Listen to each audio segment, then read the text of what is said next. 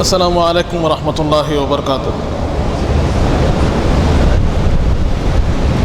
نحمدہ ونصلی ونسلم علی رسولہ الکریم وعلی آلہ الطیبین الطاہرین واصحابہ الاکرمین اجمعین وعلی من تبعہم بإحسان الی یوم الدین، اما بعد۔ وقال تعالى في شان حبيبه الكريم إن الله وملائكته يصلون على النبي يا أيها الذين آمنوا صلوا عليه وسلموا تسليما اللهم صل على سيدنا محمد وعلى آل سيدنا مولانا محمد وبارك وسلم۔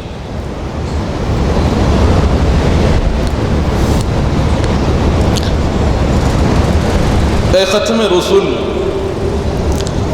سید کل، سرور ذی شان، سلطانوں کے سلطان، تم قبلہ دل، کعبہ جان، مرکز عرفان اور حاصل ایمان، تم سامنے ہو اور میں ہوتا رہوں صدقے، مقصد یہ پر آئے احسان کئی تم نے کیے، تم پہ میں قربان، ہاں یہ بھی ایک احسان۔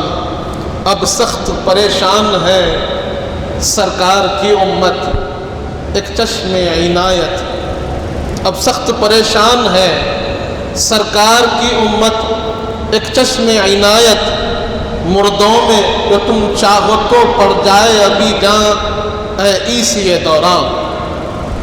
برادران عزیز، ابھی ہم نے بزرگوں کے حالات و خدمات کو سنا، اور یقیناً ہم دل کی عمیق گہرائیوں سے مشہور ہے حضرت العلامہ مولانا حافظ و قاری حضرت عثمان نقشبندی حفظہ اللہ تعالی و رعاہ کہ اس تاریخی پس منظر سے ہمیں آپ نے واقف کروایا۔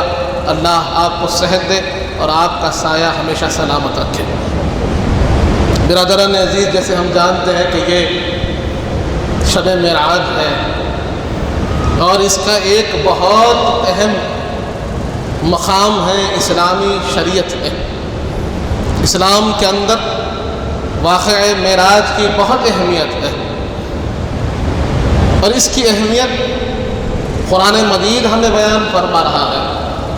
اللہ فرما رہا ہے سبحان الذی اسری بعبدہ لیلا من المسجد الحرام الی المسجد الاقصی، کہ پاک ہے وہ ذات جو رات کے ایک حصے میں اپنے برگزیدہ بزرگ تر بندے کو لے گئی ہے مسجد حرام سے مسجد اقصی۔ اس کا دوسرا حصہ، واقعہ معراج کا دوسرا حصہ ہمیں سورہ نجم کی ابتدائی آیات میں ملتا ہے۔ اس کو ہم نے ابھی قاری صاحب کی خوش الہانی میں سنا کہ جہاں پر اللہ نے معراج کے دوسرے مرحلے کا ذکر فرمایا کہ وَالنَّجْمِ إِذَا هَوَىٰ مَا ضَلَّ صَاحِبُكُمْ وَمَا غَوَىٰ وَمَا يَنطِقُ عَنِ الْهَوَىٰ فَأَوْحَىٰ إِلَىٰ عَبْدِهِ مَا أَوْحَىٰ۔ آگے ارشاد ہوا اس منزل کا بھی، سدرۃ المنتہا کا بھی ذکر ہوتا ہے اور خواب قوسین کا بھی ذکر ہوتا ہے۔ یہ تینوں مرحلوں کا ذکر قرآن مجید میں اجمال کے ساتھ ہوا، اور اس کی تفصیل ہمیں صحیح بخاری، صحیح مسلم اور من جملہ صحاح ستہ کی اکابر محدثین نے ایک فصل، ایک باب باندھ کر ہمیں بتائی ہے۔ اور ان آیت کریمہ کے تحت آپ ابن کثیر پڑھیے، یا علامہ آلوسی کی روح المعانی پڑھیے، یا امام یعنی قاضی ثناء اللہ پانی پتی کی تفسیر مظہری پڑھیے، یا اسماعیل حقی رحمۃ اللہ علیہ کی روح البیان پڑھیے، تمام جتنے، یا پھر بغوی پڑھیے، یا پھر آپ ثعلبی پڑھیے، کوئی بھی بڑی تفسیر اٹھا کر دیکھیں تو وہاں پر ہم کو تفصیل بڑے ہی پیارے انداز میں ملے گی۔ ان تمام چیزوں سے معلوم کیا ہوتا ہے کہ معراج کی کتنی اہمیت ہے۔ برادران عزیز، جب ہم واقعہ معراج کی بات کرتے ہیں تو اس کے دو پہلو ہیں۔ ایک پہلو تو یہ ہے کہ جو واقعات رونما ہوئے، کہ کیا کیا واقعات ہوئے، کیسا سفر شروع ہوا، آغاز سفر کیا رہا، اور پھر انتہائے سفر کیا رہا، پھر واپس آپ کیسے تشریف لائے۔ دوسری طرف کچھ سوال اس کی حقیقت و حقانیت پر کیے جاتے ہیں کہ جس کے بارے میں نے اس سے پہلے بھی آپ سے عرض کیا، لیکن بات یہ ہے، عربی کا ایک مشہور مقالہ یہ ہے کہ فرمایا گیا اذا تکرر تخرر، کہ آپ جتنا اس کو لوگوں کے سامنے بتاتے رہیں گے، تکرار ہوتی رہے گی، بات مضبوط ہوگی، کیونکہ معراج کا معاملہ ہے تو بات سننی اور سنانی معراج کی ہی ہے۔ برادران عزیز، اللہ تبارک و تعالی ہم جانتے ہیں کہ حکیم ہے، اس کا کوئی کلام حکمت سے خالی نہیں ہوتا۔ پروردگار عالم اپنے کلام کے انداز سے بہت چیزیں سمجھاتا ہے، نظم قرآن سے بہت سی چیزیں بتائی جاتی ہیں، اسی لیے بلاغت جب ہم پڑھتے ہیں تو اس کی مثالیں ہمیں قرآن مجید سے دی جاتی ہے، کیونکہ یہ تمام کلاموں میں سب سے زیادہ ابلغ اور افصح ہے، کہ اس سے بلیغ کوئی کلام نہیں، اس سے زیادہ فصیح کوئی کلام نہیں، اللہ کے کلام کے مقابل کسی اور کا کلام نہیں ہو سکتا۔ تو اس کا انداز دیکھیے کہ اب واقعہ معراج کو اللہ بیان فرما رہا ہے، حضور پاک کے سفر کو اللہ بیان فرما رہا ہے، اور اس کی ابتدا پروردگار عالم فرماتا ہے سبحان الذی، کہ پاک ہے وہ ذات، پاک ہے وہ ذات جو اپنے بندے کو لے گئی ہے، کہ تمام نسبتیں معراج کی اللہ اپنی طرف فرما رہا ہے، اور سب سے پہلی بات تو وصف بیان فرما رہا ہے۔ اللہ کے یوں تو کئی اوصاف جمیلہ ہے، ہم جانتے ہیں اللہ کے اوصاف کو، اللہ کے صفات کو ہم سنتے ہیں، لیکن اللہ تبارک و تعالی یہاں پر اپنی صفت سبحان کا ذکر فرما رہا ہے، اور اپنی تقدس اور اپنی پاکی کا ذکر فرما رہا ہے، اور بتا رہا ہے کہ لے جانے والی ذات پاک ہے، جس کو لے جایا جا رہا ہے وہ بھی پاک ہے۔ اور جب تم سن رہے ہو، تم اس کلام کو پڑھ رہے ہو، تو اپنے اذہان کو پہلے پاک کرو، اپنے افکار کو پہلے پاک کرو، اپنے قلوب کو اللہ کی تسبیح کے جلووں سے پاک کر لو، اللہ کی سبحانیت سے اپنے ذہنوں کو پاک کرو۔ جب تم اپنے ذہنوں کو پاک کرو گے تو اس کی حقیقت تمہیں سمجھ میں آئے گی۔ اللہ فرماتا ہے سبحان الذی اسریٰ بعبدہ، کہ پاک ہے وہ ذات جو اپنے بندے کو رات کے ایک حصے میں لے گئی ہے۔ یہاں پر عبد کا لفظ استعمال ہوا، آپ نے اس سے پہلے بھی سماعت کیا کہ عبد سے کیا مراد ہے، کیونکہ یہاں پر ایک اشکال کا جواب ہے جو لوگوں کے ذہنوں میں پیدا ہوا کہ حضور پاک صلی اللہ علیہ وسلم کی جب معراج کی بات آتی ہے تو وہاں پر بھی اعتراض ہوا، یہاں پر بھی اعتراض ہوا، منکرین نے وہاں بھی انکار کیا، منکرین یہاں بھی انکار کرتے ہیں، لیکن دونوں کے انکار میں تھوڑا سا فرق آ گیا ہے کہ وہاں پر سرے سے واقعے کا انکار کیا، لیکن یہاں پر کیونکہ قرآن کو ماننے والے بھی انکار کر رہے ہیں تو وہ سرے سے واقعے کا انکار نہیں کر رہے ہیں بلکہ کیفیت واقعے کا انکار کر رہے ہیں۔ کبھی کہہ رہے ہیں، کوئی کہنے والا کہتا ہے کہ شاید یہ خواب میں ہوا ہوگا، کوئی کہتا ہے کہ روح کا ہوا ہوگا، یہ معراج روحانی ہے، رؤیا میں ہے، خواب میں ہے، ایسے اعتراضات ہوتے ہیں۔ تو ان اعتراضات کا جواب پروردگار عالم پہلے دیتے ہوئے فرما رہا ہے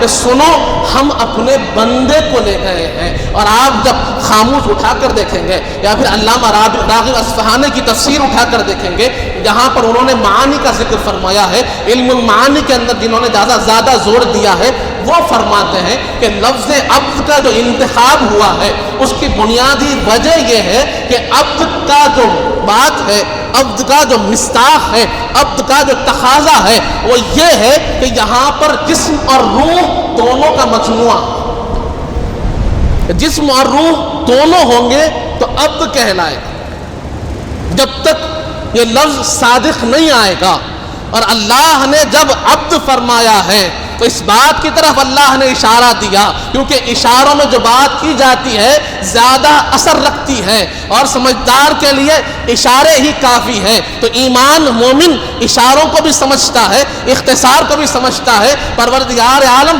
عبد فرما رہا ہے، اور اس کے پیچھے معنی یہ ہے کہ ہمارے حبیب جب معراج کو لے جائے گئے تو وہ روح کو نہیں گئے بلکہ جسم اطہر کے ساتھ لے جائے گئے۔ سارا سفر آپ نے کیا تو اپنے جسم اطہر کے ساتھ کیا، براق پر تشریف فرما تھے تو جسم اطہر کے ساتھ تھے، وہاں پر امامت فرمائی تو جسم اطہر کے ساتھ انبیاء علیہ السلام کی امامت فرمائی، وہاں پر مسجد اقصیٰ سے نکل کر پھر آپ آسمانوں کے سفر پر گئے تو جس میں اطہر کے ساتھ گئے، اور وہاں پر جب آپ نے آدم علیہ السلام سے ملاقات کی، موسیٰ علیہ السلام سے ملاقات کی، ابراہیم علیہ السلام سے ملاقات کی، سارے انبیاء سے ملاقات کی، فرشتوں نے آپ کے جلوے کو دیکھا، آپ کے دیدار کے لیے سارے فرشتے جب سدرۃ المنتہا پر جمع ہوئے تو فرشتوں نے جلوہ رسول کو جس میں اطہر کے ساتھ دیکھا، اور پروردگار عالم نے جب آپ کو رف رف پر بٹھا کر بقعہ نور کے اندر جمع کر اپنے قریب بلایا اور خواب حسین کی منزل پر فائز فرمایا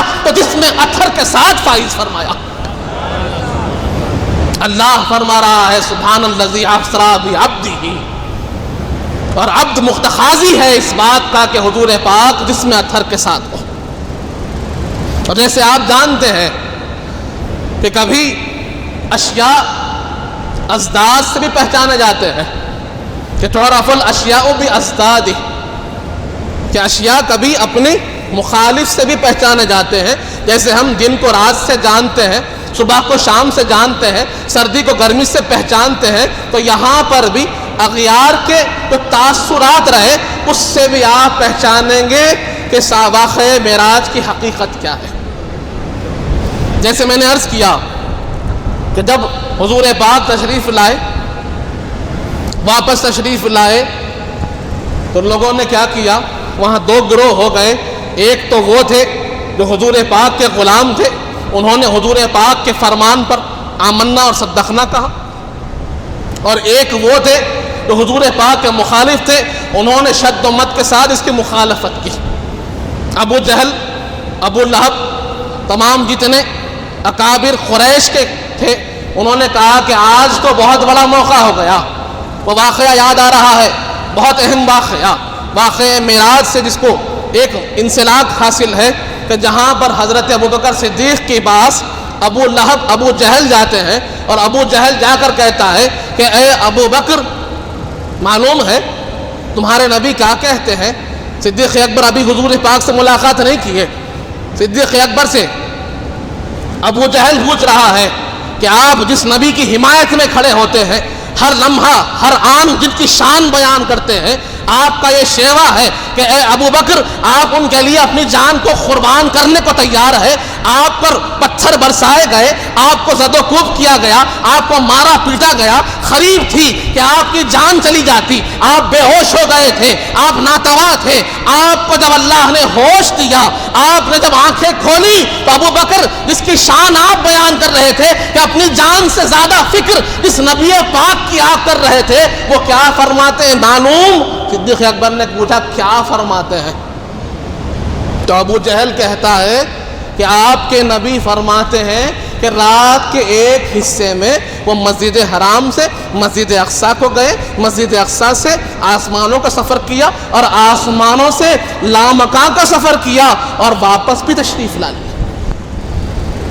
حضرت ابوبکر صدیق ہیں، فرماتے ہیں کہ اگر میرے نبی پاک نے فرمایا ہے تو میں اس کی تصدیق کرتا ہوں۔ ابھی صدیق اکبر نے حضور پاک سے نہیں سنا، لیکن جب ابو جہل نے کہا کہ حضور نے فرمایا ہے تو حضرت ابوبکر صدیق فرماتے ہیں کہ اگر میرے حبیب نے کہا، میرے آقا نے کہا، میرے سرکار نے کہا تو میں اس کی تصدیق کرتا ہوں۔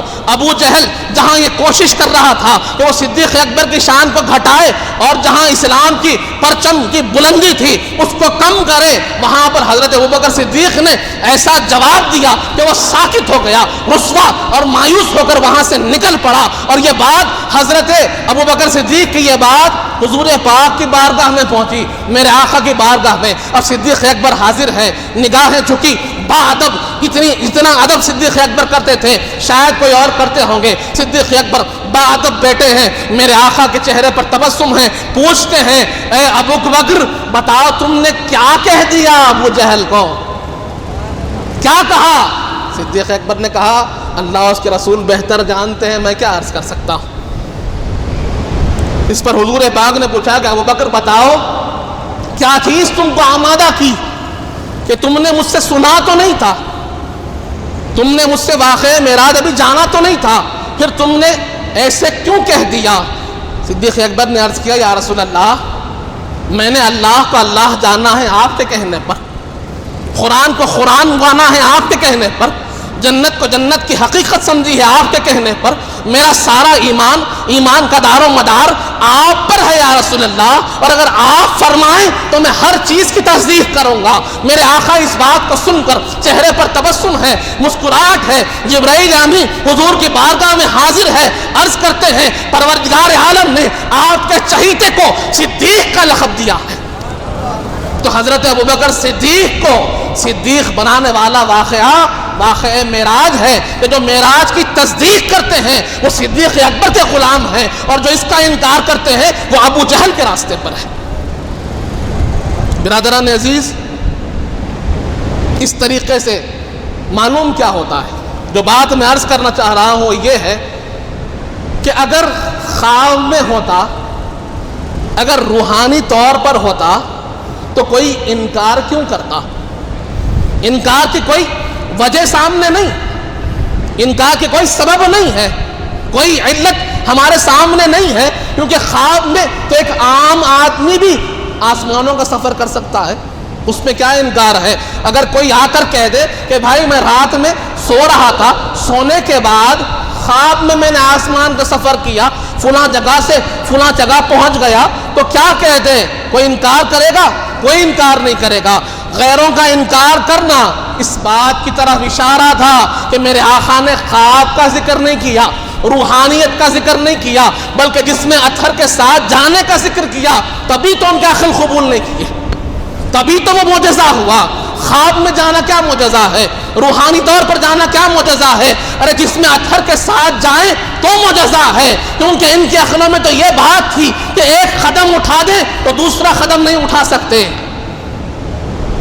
جہاں پر ایسے سوال ان کے اوپر اٹھتے تھے، یہ سوال ایسے اٹھاتے تھے کہ بھائی اگر کوئی ایک قدم اٹھا لے تو دوسرا قدم نہیں اٹھا سکتا ہے، آسمانوں کا سفر کیسے ہو؟ تو وہاں پر مولا علی مشکل کشا نے فرمایا اور سمجھایا کہ میرے آقا نے کبھی یہ نہیں کہا کہ میں معراج کو گیا ہوں، پروردگار عالم نے فرمایا ہے کہ ہم لے گئے ہیں، اور وہ قادر مطلق ہے، اس کی قدرت سے کوئی چیز بعید نہیں، وہ جو چاہے کر سکتا ہے۔ برادران عزیز، تو غیروں کا انکار کرنا اس بات کی طرف اشارہ کر رہا ہے کہ حضور پاک نے خواب کا ذکر نہیں فرمایا، بلکہ جس میں اطہر کے ساتھ جانے کا ذکر فرمایا۔ دوسری طرف جب ہم واقعہ معراج کو دیکھتے ہیں تو اس کے اندر بہت سی جہتیں ہیں، اس کے اسباب کیا ہے، پہلے اس کو جاننے کی ضرورت ہے کہ واقعہ معراج کی ضرورت کیا ہوئی، اس کی وجہ کیا ہوئی۔ تو اس کی بنیادی وجہ تو ایک اللہ قرآن میں بیان فرماتا ہے تاکہ ہم اپنے حبیب کو اپنی نشانیاں دکھائیں۔ اللہ فرما رہا ہے کہ واقعہ معراج کا ایک وجہ تو یہ ہے کہ ہم اپنے حبیب کو سیر کرانا چاہتے تھے، اللہ کی نشانیاں دکھانا چاہتے تھے۔ وجہ کیا تھی؟ کیونکہ یہ عام الحزن تھا۔ عام الحزن اس کا مطلب یہ ہے کہ غم کا سال۔ حضور پاک صلی اللہ علیہ وسلم کی سب سے چہیتی زوجہ اما جان بی بی خدیجہ الکبریٰ سلام اللہ علیہا کا وصال ہو گیا تھا۔ آپ کے چہیتے چاچا حضرت ابو طالب کا وصال ہو گیا تھا۔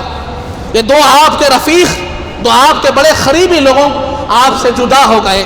دوسری طرف طائف کا واقعہ رونما ہوا، شیب ابی طالب کے مظالم آپ پر ڈھائے گئے، کفار قریش آپ کے جان کے دشمن ہو گئے، مظالم پہ مظالم ڈھائے جا رہے ہیں، ظلم و ستم بربریت بڑھتی جا رہی ہے۔ تو اللہ نے چاہا کہ حضور پاک صلی اللہ علیہ وسلم کو غم کو دور کریں، اور غم کے دور کرنے کا سب سے بہترین طریقہ کیا ہوتا ہے کہ محب کو محبوب سے ملایا جائے۔ یہ بنیادی وجہ تھی کہ حضور پاک صلی اللہ علیہ وسلم کو اپنے قرب خاص میں بلائیں اور آپ کے قلب اطہر پر جو رنج و غم ہے وہ اپنی محبت سے اس کو دور کر دیں۔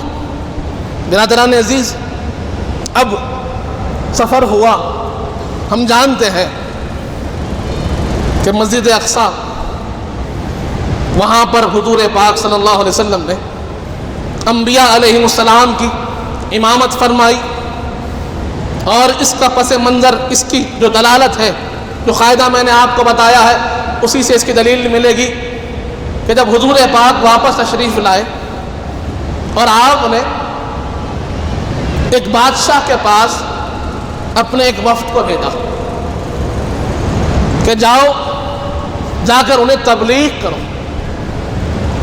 حضور پاک صلی اللہ علیہ وسلم کے صحابہ اکرام ہیں، جا کر بادشاہ کے پاس اسلام کا پیغام عام کر رہے ہیں، اور ادھر کفار قریش کے سردار بھی اس بادشاہ کے پاس موجود ہے، وہ رد میں اسلام کے رد میں دلائل پیش کر رہے ہیں، اور وہ جانتے تھے کہ بادشاہ واقعہ معراج کو قبول جلدی نہیں کرے گا. تو ایک سردار قریش نے بادشاہ سے کہا، اے بادشاہ، آپ جن کی بات، جن کے اوصاف، جن کے اخلاق، جن کا کردار، جن کے اطوار، جن کا کہنا، جن کا کرنا ابھی انہوں نے سنایا ہے، جن کے اخلاق سے آپ متاثر ہوئے، میں ان کی ایک ایسی بات سناؤں گا کہ جس کو آپ ان کے نعوذ باللہ ان کے غلط بیانی پر آپ یقین ہو جائے گا. بادشاہ نے کہا اچھا بتاؤ، ایسی کیا بات ہے کہ جس سے مجھے نعوذ باللہ ان کے غلط ہونے پر یقین ہو جائے گا. تو وہ کفار کے سردار نے کہا کہ یہ کہتے ہیں، ان کا دعویٰ ہے کہ رات کے ایک حصے میں یہ مسجد حرام سے مسجد اقصیٰ کو گئے، وہاں پر انبیاء علیہم السلام کی امامت فرمائی، مسجد اقصیٰ میں داخل ہوئے، وہاں پر انبیاء کی امامت فرمائی، اور وہاں پر آپ کی سواری کو باندھا گیا، اور وہاں سے نکل کر پھر آسمانوں کو گئے. یہ کیسے ممکن ہے؟ یہ کیسے ہو سکتا ہے؟ اس سے بڑھ کر نعوذ باللہ کیا بات غلط ہو سکتی ہے؟ بادشاہ یہ بات سنا تو اس کے پاس مسجد اقصیٰ کا جو انچارج، وہاں کا جو صدر تھے، وہ صدر موجود تھا. بادشاہ نے کہا کیا کہتے ہو؟ فلاں تاریخ کو، فلاں رات کو اس دروازے سے ان کے آنے کا بیان ہے، آپ کیا کہتے ہیں؟ وہ عیسائی، وہ جو صدر تھا، وہ بادشاہ کے سامنے کھڑا ہوا اور تاریخ اور اس رات کے حوالوں کو دیکھتے ہوئے کہا کہ یہ جو بات کہہ رہے ہیں وہ جھوٹ نہیں، وہ سچ ہے. عیسائی پادری کیا کہتے ہیں کہ ابو سفیان جو بات کہہ رہے ہیں وہ سچ ہے. اس نے کہا کہ کیسے؟ تو وہ عیسائی کہتا ہے کہ میں رات میں، یہ میری ذمہ داری ہے کہ مسجد اقصیٰ کا ہر دروازہ میں خود بند کرتا ہوں، ہر دروازہ میں خود بند کرتا ہوں. اور جب جس دروازے کا یہ ذکر کر رہے ہیں اس دروازے کے پاس آیا، اس کو بند کرنا چاہا، میں نے بڑی کوشش کی لیکن وہ دروازہ بند نہیں ہوا. میں نے اپنے ساتھیوں کو بلایا اور بند کرنا چاہا، وہ دروازہ بند نہیں ہوا. جب میں تھک ہار گیا تو میں نے کہا اب رات میں چھوڑ دو، صبح آ کر بند کرتے ہیں. اور صبح ہوئی، اس رات کی صبح ہوئی، میں اس دروازے کے پاس آیا بند کرنے کو، جس کو رات میں نے بڑی مشقت کی تھی، بڑی کوشش کی تھی. صبح آیا تو بڑی آسانی سے بند ہو گیا.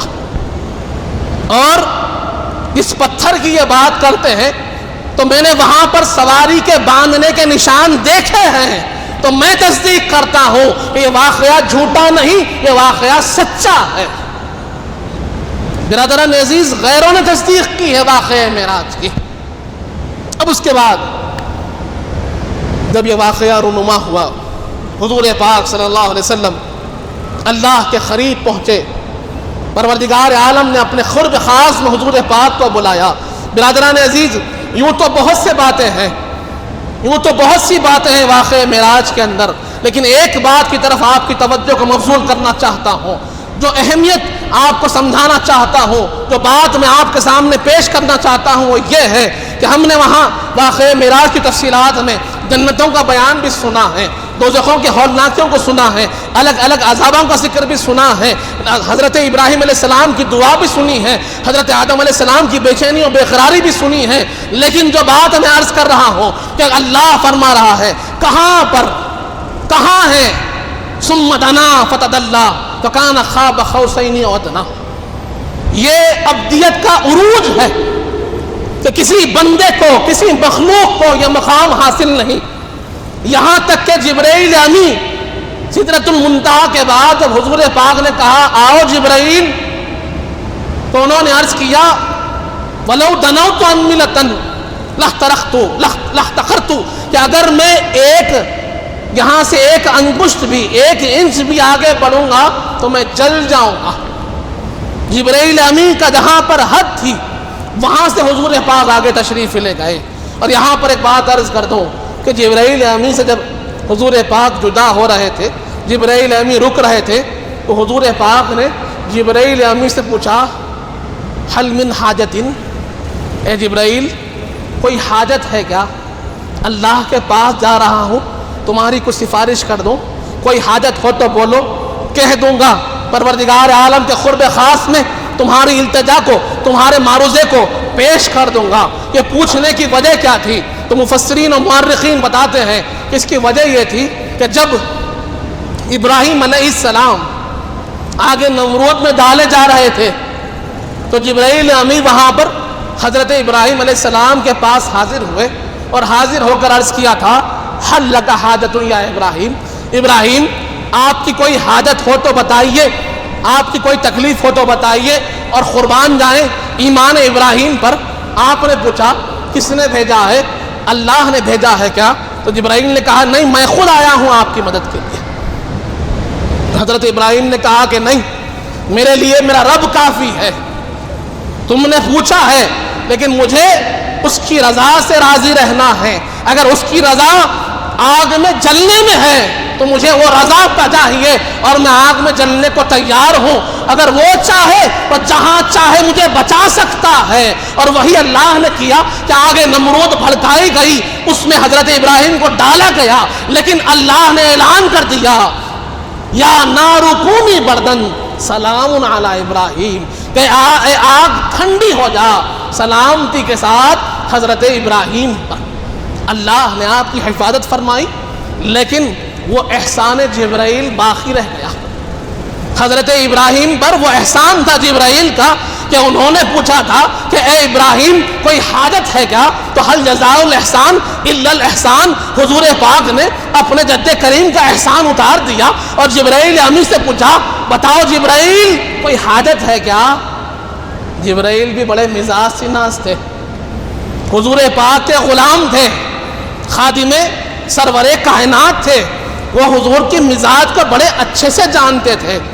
اور وہاں پر انہوں نے عرض کیا یا رسول اللہ میری ایک گزارش ہے، گزارش یہ ہے کہ جب آپ اللہ کی بارگاہ میں حاضر ہو تو میرا ایک معروضہ پیش کیجئے کہ جب آپ کی امت پل صراط سے گزرے اور ان کے قدم لڑکھڑائے تو اس جبرائیل کو اللہ یہ اجازت دے کہ آپ کی امت کے لیے اپنے پروں کو پل صراط پر بچھا دے تاکہ آپ کی امت کے لڑکھڑائے قدم میرے پر پڑ کر تھم جائے اور وہ آسانی سے پل صراط پر گزر جائے۔ کیا مزاج شناسی ہے جبرائیل امین کی! وہ جانتے ہیں کہ میرا ذکر ہے، وہ جانتے ہیں کہ میرے آقا کس کے لیے روتے ہیں، کس کے لیے سجدوں میں طول ہے، کس کے لیے استغفار ہے۔ اور یہی بات عرض کر رہا ہوں کہ جب وہاں پر خوابہ قوسین و ادنیٰ کی منزل پر میرے آقا جلوہ فرما ہے اور وہاں پر میرا رب پوچھتا ہے اور آپ پر کہتا ہے سلام علیکہ یا ایھا النبی ورحمۃ اللہ وبرکاتہ، میرے آقا فرماتے ہیں وسلام علینا وعلی عباد اللہ الصالحین، کہ پروردگار آپ نے مجھ پر سلام بھیجا ہے، میری امت پر بھی آپ کا سلام ہو جائے۔ برادران عزیز، وہاں پر خوابہ قوسین میں حضور نے کس کو یاد کیا؟ امت کو یاد کیا۔ کس کی مغفرت کی دعا فرمائی؟ امت کی دعا فرمائی۔ کس کی سلامتی کی دعا فرمائی؟ امت کی سلامتی کی دعا فرمائی۔ جبرائیل امین کس کی دعا، کس کے لیے دعا مانگ رہے ہیں؟ امت کے لیے دعا مانگ رہے ہیں۔ اور اللہ تحفہ کس کو دے رہا ہے؟ حضور کی امت کو دے رہا ہے۔ وہاں پر اللہ کے پاس حضور پاک نمازوں میں کمی کرا رہے ہیں، کس کی آسانی کے لیے؟ اپنی امت کی آسانی کے لیے. اور آج یہی امت ہے کہ اپنے آقا کا احسان نہیں رکھتی ہے, اپنے آقا کی یاد میں اپنے آپ کو مستغرق نہیں کرتی ہے. یہی امت ہے جو اپنے آقا کی سنتوں کو چھوڑ رہی ہے. یہی امت ہے کہ ان کی ناموس رسالت میں بات ہوتی ہے, ان کی شان میں گستاخیاں ہو رہی ہے اور یہ خواب غفلت میں سو رہی ہے. ارے وہاں پر جہاں خواب قوسین کی منزل ہے, وہاں ہمارے آقا نے ہمیں یاد کیا, اور ہم اس دنیا میں, اس زندگی میں ان کو بھول رہے ہیں. اگر ان کو بھول گئے تو یاد رکھو کوئی تمہارا پرسان حال نہیں ہوگا. آج ہماری بقا ہے تو ان کی نسبت سے ہے, آج ہم زندہ ہے, آج ہم پر عذاب نہیں ہے تو ان کی نسبت سے عذاب نہیں ہے.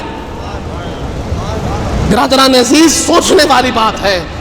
سرور کائنات خواب حسین میں ہماری سلامتی کی دعا کرتے ہیں, اور آج ہم ہیں کہ ان کے راستے کو, ان کی محبت کو چھوڑے ہوئے ہیں. اس سے بڑھ کر کوئی اور بدقسمتی نہیں ہو سکتی ایک امتی کی.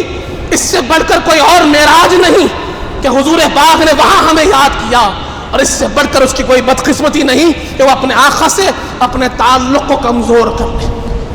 برادران عزیز, باتیں بہت ہیں, لیکن یہ میرا آپ سے معروضہ ہے.